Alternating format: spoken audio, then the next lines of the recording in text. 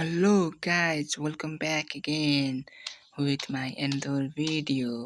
योभन्दा पहिलाको सिजन चाहिँ मैले एकनाले यानि कि M590 गनमा ग्लोरी पुश गर्ने ट्राई गरेको थिएँ भने यसपालिको सिजनमा चाहिँ मैले ट्राई गर्ने वाला छु कार 98 को ग्लोरी पुश नेपालमा पुग्नका लागि र ढिला नगरिकन भिडियोलाई सुरु गरौँ र सुरु गर्नुभन्दा अगाडि म तपाईहरुलाई मेरो क्यारेक्टर स्किल देखाउन चाहे। सुरुमा मैले लागेको छु यो निकिता। यसले चाहिँ मेरो क्यारेक्टर मेरो गनहरुमा छिटो कक गर्नका लागि रिलोड गर्नका लागि मलाई मद्दत गर्नेछ। त्यसपछि मैले मोको किनभने तपाईहरु स्नाइपर चलाउँदाका लागि मोको निकै राम्रो हुनेछ। त थर्डमा राखेको छु मैले राफेलको एबिलिटी कुरा गर्नु पर्दाखेरि राफेलले चाहिँ तपाईहरुलाई कुनै पनि स्नाइपर गनहरुमा साइलेन्सर लगाउनका लागि मद्दत गर्नेछ र कुनै एनिमी नकहरू भएमा छिटो इलिमिनेट गर्न सक्नेछ। र लास्टमा रहेछ मेरो मोर्स क्यारेक्टरको एबिलिटी चाहिँ तपाईहरुलाई थाहा छैन भने भन्न चाहे कि मोर्स क्यारेक्टर चाहिँ एउटा बिलिने शक्तिवाला क्यारेक्टर भएको कारणले स्नाइपरमा सजिलो भाग्नका लागि सर्ट फाइट गर्दा प्रयोग गर्नु भएकाले र एङ्गलहरु बनाउनका लागि प्रयोग गरिनु भएकाले मैले स्नाइपरमा चाहिँ एक्टिभ क्यारेक्टरमा चाहिँ मोर्स राखेको छु र ढिला नगरिकन म्याचतर्फ लागौं। स्वागत छ तपाईहरुलाई। यहाँनिर म अब्जर्भेटरीमा झरिरहेको छु। अब्जर्भेटरीमा चाहिँ एनिमीहरु कति आएको छ म हेर्दैछु। यहाँनिर यो रेकर्ड गर्दाखेरि चाहिँ आफूले खेल्दाखेरि रेकर्ड गर्दा चाहिँ राम्रो गेमहरु नत्र पछाडीबाट ब्याक गर्दा चाहिँ नराम्रो आउँछ हैन। यहाँनिर म चाहिँ अब्जर्भेटरीमा आएर यहाँ एकनाले भेटाइसकेको छु। सुरुमै एकनाले गन चाहिँ नराम्रो हुँदैन है, चलाउन आउनलाई चाहिँ नि वक्का हुन्छ वक्का। तर म चाहिँ कार 98 को पुश गरेको भएकाले मलाई अहिले चाहिँदैन। मैले यो भन्दा अगाडि एकनालेको पनि M590 को पनि मैले भिडियो बनाएको थिएँ। तपाईहरुले हेर्न चाहनुहुन्छ भने तपाईले मेरो युट्युब च्यानलको प्रोफाइलमा गएर हेर्न सक्नुहुनेछ। त्यसपछि यहाँ एनिमी मैले माथि जान थाहा पाएँ। त्यसपछि म माथि जान्छु। तर एनिमी चाहिँ मुनि बल आइरहेको हुन्छ क्या, हेर्न सक्नुहुन्छ। इजी किल तपाईको भाइ इजी राख्छ इजी किल। तर मलाई एकनाले हैन कार 98 चाहिएको थियो। त्यही भएर कार 98 को खोजीमा छु म।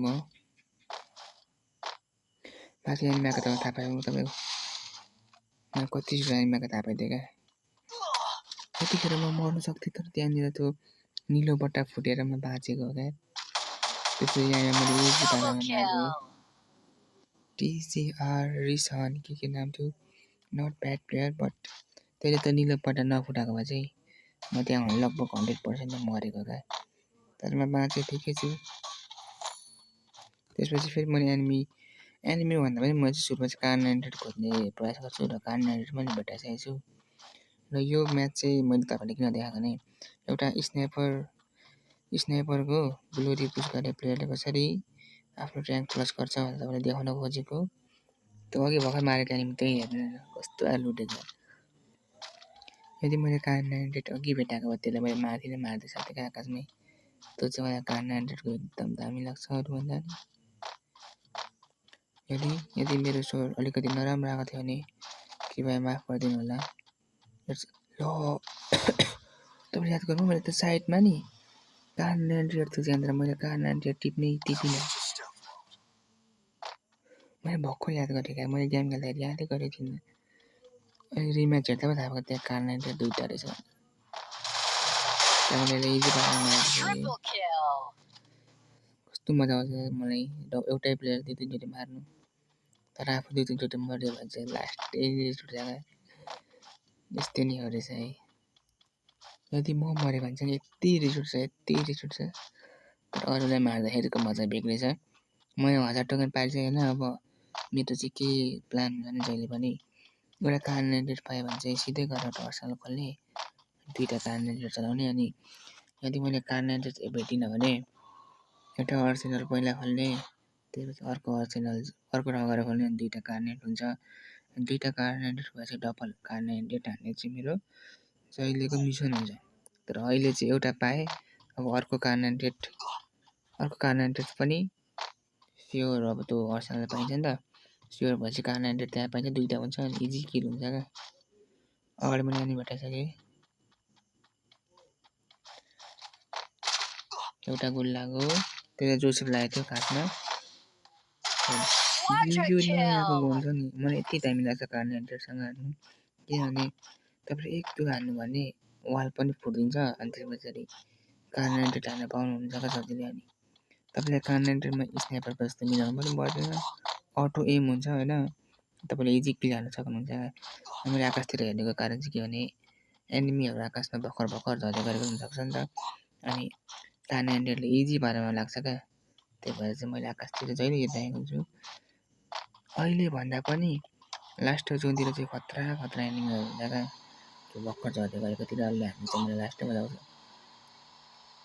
मैले यहाँनिर कार्नेटर पाउँथेँ नि तर मैले यहाँ एनिमी अघि खोलेको देखेर मैले यहाँ पसिनँ रिस्क लिन चाहिनँ किनभने म यहाँ मर्न सक्छु र मेरो रिभाइभलको चान्स पनि हट्न सक्छ क्या त्यही भएर म चाहिँ सकेसम्म डबल कार्नेटर पाउँछु अनि मात्रै खेल्ने प्रयास गर्छु किनभने डबल कार्नेटर भएपछि छिट्टो एनिमी पनि मर्छ होइन त्यही मलाई चाहिँ राम्रो लागेर।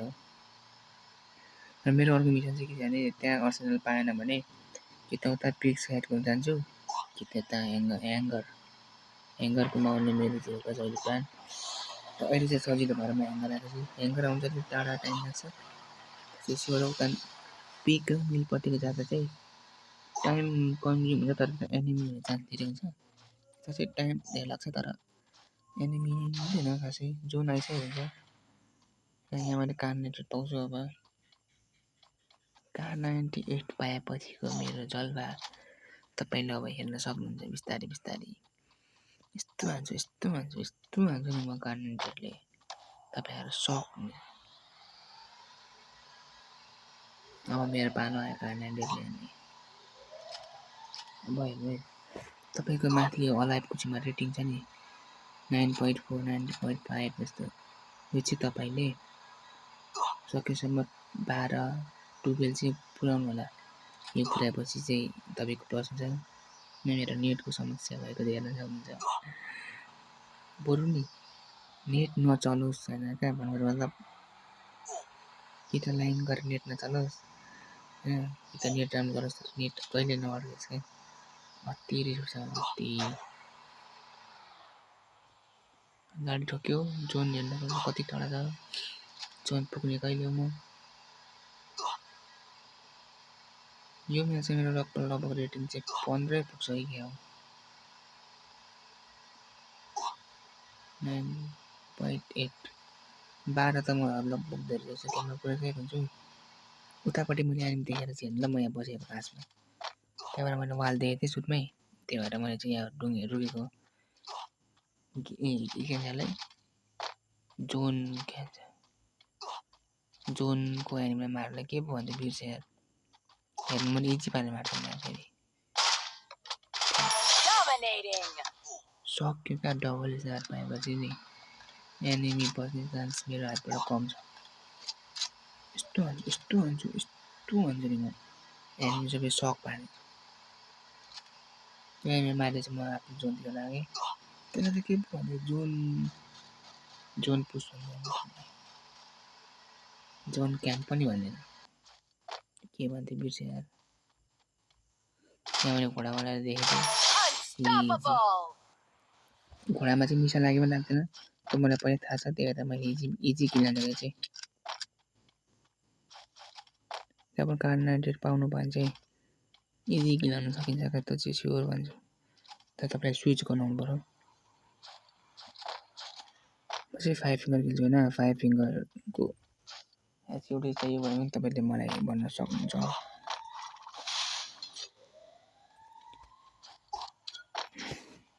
जोन हेर्नुहोस् ल जोन यस्तो भएको छ नि तर म जोन कसरी पुग्छु होला तपाईँहरू भएको भए कसरी जानु त याद गर्नु होला अनि म कसरी जान्छु याद गर्नु होला।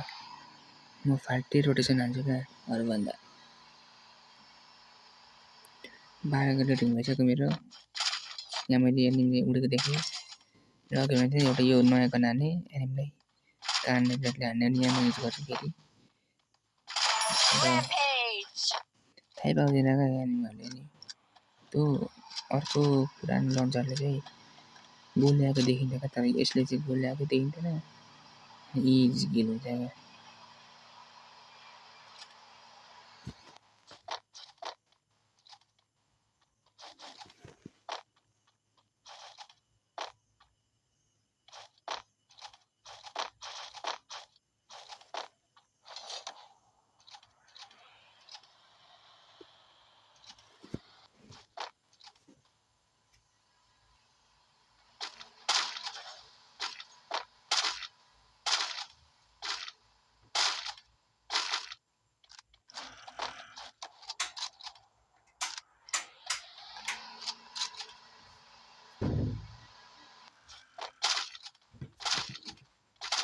यहाँ त अगाडिको एनिमीमा मैले हानेको थिएँ स्न्यापर त त्यो एनिमी मरिसकेको रहेछ नि त। यसलाई पनि हुन्छ मैले यसलाई पनि त्यही ट्रिक युज गरेको हेर्नुलाई।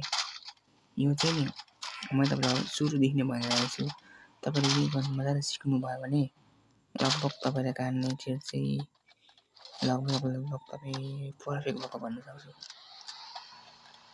मैले एनिमीलाई लुट्न आएको थिएँ यहाँनिर। अब हेर्नु न तपाईँ यहाँ हुनुभएको तपाईँ जोन कसरी जानुहुन्थ्यो, तर म तपाईँलाई जोन हेर्नु कसरी लान्छु तपाईँलाई। गाडी पनि फुट्यो, तपाईँहरू भएको लगभग मरिसकेको यहाँ। मैले परेको एनिमीलाई सुरुमा देखेँ उभिरहेको, त्यसलाई मैले फिनिस गर्न चाहेँ। यसलाई म कसरी मारेर जोन जान्छु। सुरुमा म स्पिड कुद्ने लाउँछु अनि बिलिने हो। त्यसले मलाई देखेकै छैन, अलिकति टाढा गएर म त्यहाँ हान्ने सोचेँ अनि ट्र्याक्टर फेरेर इजी पाराले मार्छु। त तपाईँले याद गर्नु होला, म खासै एनिमीको अगाडि पनि निस्किँदिनँ होइन। अनि एनिमीलाई म आएको छु जस्तो गर्दैन क्या, बरु अलिकति ढुक्छु अनि बरु एनिमीलाई मार्छु क्या। यसो गर्नुपर्ने चाहिँ तपाईँको किल आउँछ अनि एनिमी आयो भने म भाग्छु, किनभने मलाई थाहा छ म कार्नेन्टेड सर्ट रेन्ज मार्नु सक्दिनँ, त्यही भएर म चाहिँ टाढै भाग्न सक्छु सर्ट रेन्ज मार्नु बित्तिकै। सर्ट रेन्जमा स्नाइपर ठिक हुँदैन भनेर आफै जोखिमलाई देख्यो आफै भाग्यो। अब मात्र 4टा एनिमी छ, 4टा एनिमीलाई त म इजी मारिदिन्छु भनेर सोचिरहेको थिएँ, किनकि जोन मेरो फेभरमा छ नि त। एउटा एनिमीलाई मैले पर देखिसकेको छु, एउटा गाडीवाला छ। अब अझै 2टा एनिमी पर घरमा रहेछ होइन त। यसलाई मैले हिट हान्नु खोजेको भन्दा बडी सर्ट भयो नि हान्नु खोजेको, तर लागेन। घरिघरि चाहिँ खतरा लाग्छ है, तर स्नाइपर मलाई दामी लाग्छ त्यो चाहिँ। तर कार्नेटको त ड्यामेज पनि त हुँदैन खासै, गाडीमा लाग्यो भने त्यस्तै 60, 70, 80 मध्येमा छ। तर पनि यस्तो उभिरहेको ठाउँमा चाहिँ धेरै 80 लानु लाग्यो यार, नट ब्याड। मेरो क्यारेक्टर स्किल्स हेर्न सक्नुहुन्छ। छिटो रिलोड गर्ने, मोको साइलेन्सर लाग्ने, बिलिने। मैले यहाँको 2टा एनिमी मारेँ, एउटा पर इजी मारेर मारेँ, एउटा गाडीमा चाहिँ कुद्दै लागेर मारेँ। अनि हेर अघि मैले 5वटा एनिमी छ भने तर 2टा मारेँ, अनि 2टा मारेपछि त 3 हुनुपर्ने नि, तर 4 भएको चाहिँ मैले आकाशमा हेरेको क्या। तपाईँले याद गर्नु होला, कार्नेन्टेड पुग्नुहुन्छ भने चाहिँ आकाशमा हेर्नुहुन्छ, हेर्नु कहिले नबिर्सिनु है। त्यहाँ एउटा एनिमी निस्किन्छ मलाई थाहा थियो, एउटा मरेर पर्खी मात्रै रहेको थिएँ मैले। यो गोजीको टपरलाई मैले कहाँ मारेको थियो, याद गर्नु भने कमेन्ट गर्नु होला। मैले यहाँ चाहिँ बम इजी पाराले मार्छु, इजी। हेर्नुहोस् त कस्तो खतरा हुन्छ म। मेरो चाहिँ आजको एउटा तपाईँलाई मैले फुल म्याप देखाउने योजना गरेको थिएँ र फुल म्याप मैले तपाईँहरूलाई देखाइसकेको छु। र मेरो कार्नेन्टेडमा ग्लोरी हेर्न चाहनुहुन्छ भने चाहिँ हेर्न सक्नुहुनेछ। म चाहिँ झापामा रहेको छु होइन, झापाको चाहिँ म कहाँ गयो स्नाइपर अनि आउँछ कार्नेन्टेड। म झापाको 30 नम्बरमा रहेको छु र प्रोफेस नम्बर 1मा चाहिँ म आइपुगिसकेको छुइनँ। लगभग म भोलिदेखि पर्सिमा म लगभग आइसक्छु होइन। नेपालको लागि चाहिँ अझै मैले 10,000 ट्राई गर्नुपर्ने छ र टप 1मा हुँदैछ 45,000 आज चाहिँ मैले एड गर्नुपर्ने हुन्छ र मलाई लाग्छ यो असम्भव नै हो यसपालि चाहिँ। भएन भने अर्को पालि पनि म ट्राई गर्नेछु र यसपालि चाहिँ म सक्दो नेपालसम्म चाहिँ पुग्न ट्राई गर्नेछु। र यति भन्दै आजको लागि बाइ बाइ भन्न चाहन्छु। म भोलि अर्को फेरि भिडियो लिएर आउनेछु यो र्याङ्क पुसिङको लागि। र यति भन्दै आजको लागि म बिदा हुन चाहन्छु। धन्यवाद मेरो भिडियो हेर्नका लागि।